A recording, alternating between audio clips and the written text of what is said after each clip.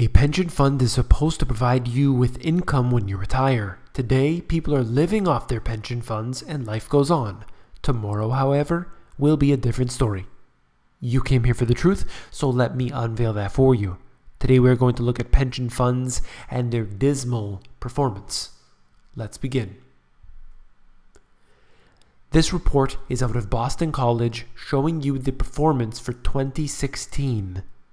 They looked at 170 pension funds and they tracked their performance. Let's look at this. State and local pension funded ratios from 1990 to 2016. And you can see that year over year, we have seen a decline in how funded these pensions really are. Look at this. From basically the year 2000 and onward, we can see year over year declines.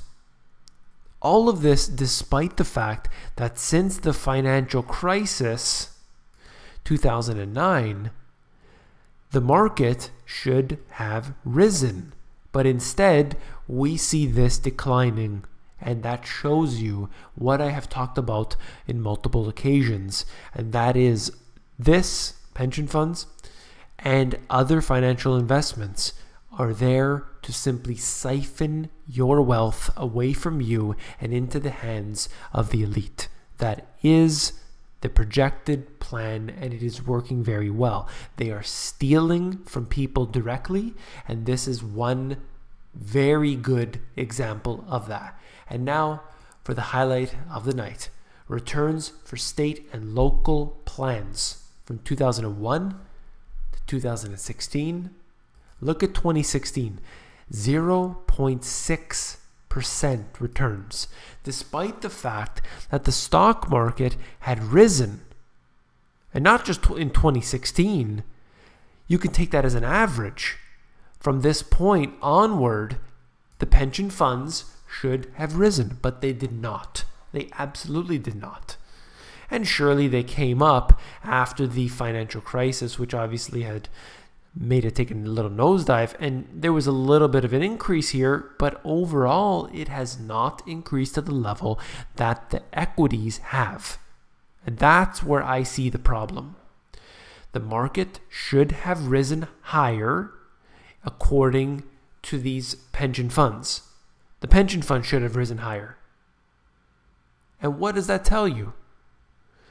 This is not tracking the performance of equities, and I have to ask you, where is the money going? Why is there less funding today than there was before? There is actually an increase in the amount that people have to pay into the pension funds, and yet at the same time, they're getting less back in the end.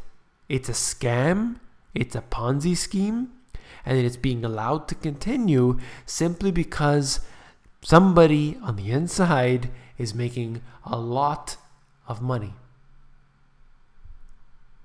Teamsters face a 31% pension cut. Decline in the union membership has pummeled private sector pensions. So what we're seeing here is yet another case of pension funds being taken away or cut from people. This happens to be back from March of 2017. But we're looking at this as yet another example. It happened in Portugal, happened in Detroit, multiple occasions where pension funds were taken away from people. People rely on this to live. In fact, in this article, the person says, I moved from middle class to poor because of this. And that's the reality of this situation, that individuals are not wealthy. Individuals do not have many savings, and they rely on things like their pension funds. That's what scares me about them, and that's why I try to tell people, do not rely on this, on these type of investments. You were told they were safe. You were told they were secure, and guess what? They were cut. That's what could happen to any sort of financial investment. You don't know. You absolutely never know, and that's why I suggest to everybody, prepare now. Prepare for the worst, hope for the best, and take matters into your own hands. If you found this video informative, please give me a thumbs up. I want to thank each and every one of you for your support on the last few videos there, just to extend my gratitude to everyone. If you found this video informative, then I'd ask you to give me a thumbs up. It's very important when you do that, when you subscribe to the YouTube, when you comment on these. It helps to basically push these videos higher up into the YouTube search rankings. I appreciate that very much. Now, this here, if you're interested in the books, then check out my website, themoneygps.com. Lots of free information there. You can flip through the books at Amazon. Links are in the description below. Take care.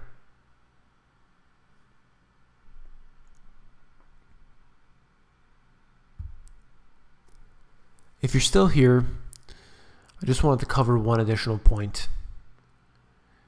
And I've been at a loss for words. I spent a couple hours investigating this, and I wanted to bring it to you. I just told you about YouTube censoring my videos, and I'm going to show you that right here. Not suitable for all advertisers. I got that notification before, and I saw a few videos, more recent videos, that were suffering from this. And I thought, well, it's okay, because I've been very careful with the wording that I've been using, with the tags that I've been using, keywords, everything else. Just being careful. Saying what I want to say verbally, but in the text, not doing so. And take this one, for example. YouTube wants us to break up. And not suitable for all advertisers. They know what's going on. In fact, I scroll through this list, and all of the videos I talked about YouTube censoring me, they demonetized them. Just to clarify, it's not fully demonetized. I may get a few pennies. And then you look at this one. If you see what I wrote, I purposely didn't write North Korea. I didn't write Kim Jong-un. I just wrote the word Kim. But I also wrote propaganda, and that's probably the word that got me there. But in the tags, if you look at those, there's nothing about war, nothing about fight or attack or anything that would trigger their responses, and somehow they're still getting it.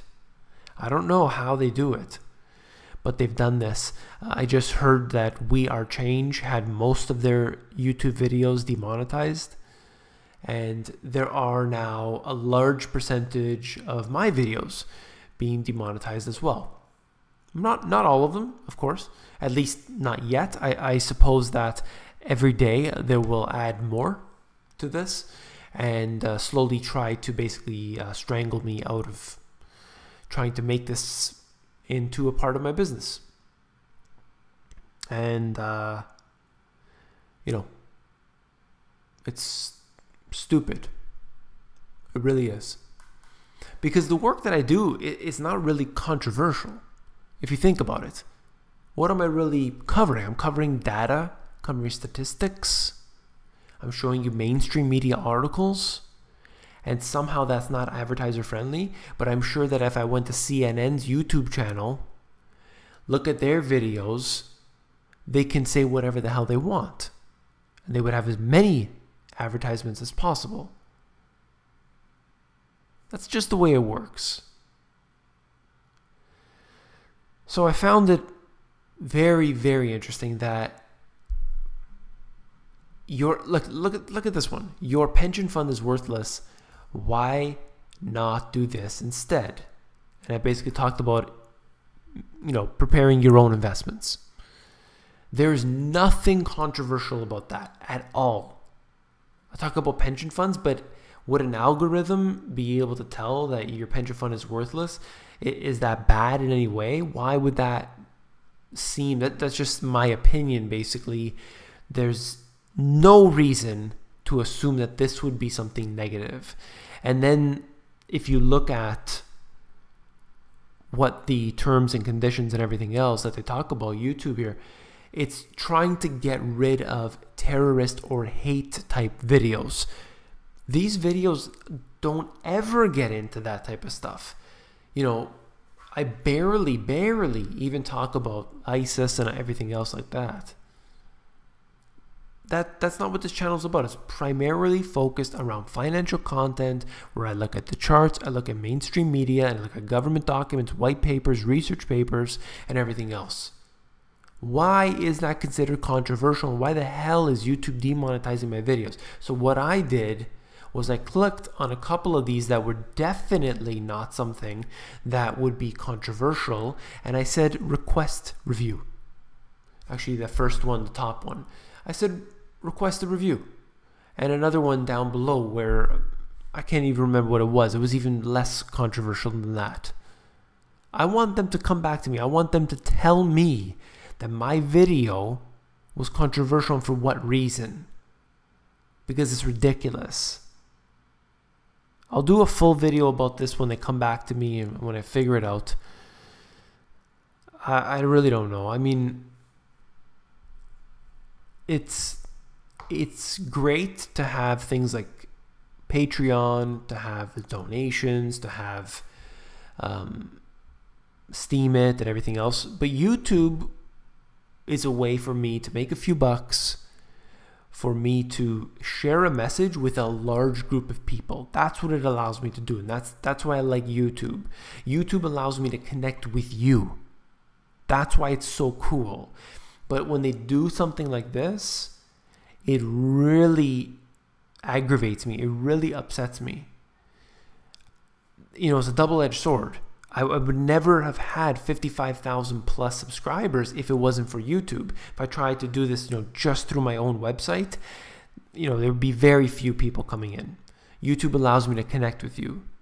And I don't have to charge you a single dime. You could just watch all the free information that I provide. I have something like 12 or 1,300 videos now. You'd never have to buy a thing. You could just watch the videos. I get a couple bucks my way. You get your free information, and it's all working out. But YouTube is trying to change that. They're basically trying to say, these people, we don't want them on YouTube. Let's have people talking about the most stupid things I've ever seen in my life. They're all available on YouTube, and yet there are advertisements running before each and every one of those stupid videos.